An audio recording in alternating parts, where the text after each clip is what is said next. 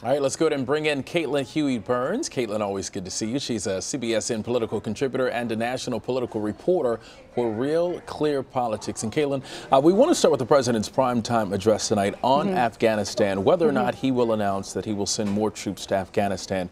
Both sides. What's the political fallout?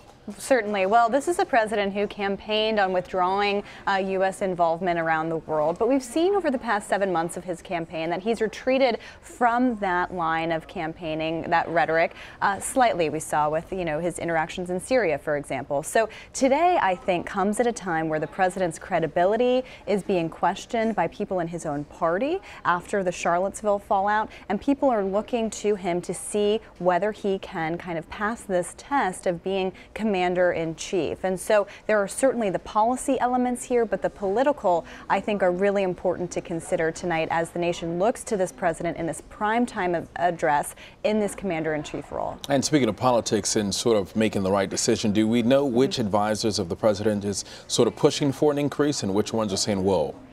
Well, interestingly enough, this announcement is coming after the departure of Steve Bannon, who, as we know, really championed this kind of economic nationalism, withdrawing the U.S. from a nation building, so to speak, around the world.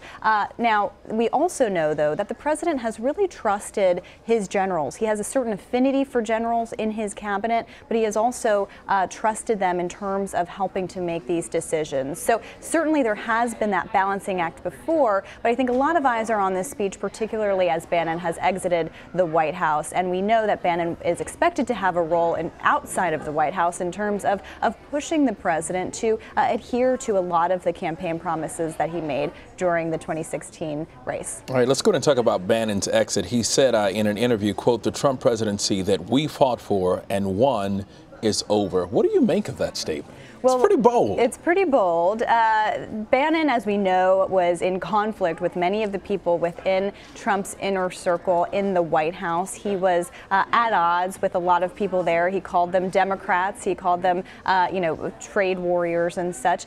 The idea, though, that Bannon, that the administration and that President Trump is going to change in any way after Bannon's departure is just not going to happen. We saw the president, as a candidate, talk about a lot of these issues before Bannon came in. Bannon came into the campaign about a year ago and really helped to kind of enforce that in the president. And Trump has said that he can, he is his own strategist in a lot of ways. He makes a lot of these decisions. And we have seen over the course of the campaign and this presidency that advisors come in and out of the White House or the campaign, and he remains very much the same. So if we're looking for any big differences here, I don't think we're going to see much. And of course, Bannon is continuing to move on so he can continue his work at Breitbart. What do you make of that strategy? Is there something that we should be watching or paying attention to closely? Well, certainly in interviews, Bannon has suggested that he is ready to go to war, so to speak, in terms of defending the president and pushing him to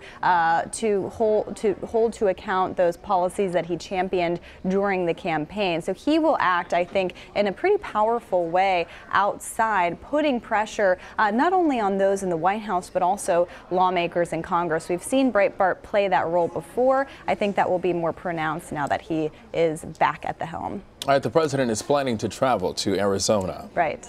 Local officials are saying stay in Washington. Don't come. What is that about? This is remarkable because, as we know, when the president is in kind of a downturn, he goes back out on the campaign trail, so to speak, speaks to his base of supporters, trying to kind of champion things that he thinks are going well in his presidency. This is particularly interesting, though, this choice of location, because he will be in the backyard of Senator Jeff Flake of Arizona, who, as we know, is one of the more vulnerable Republicans up for re-election next year.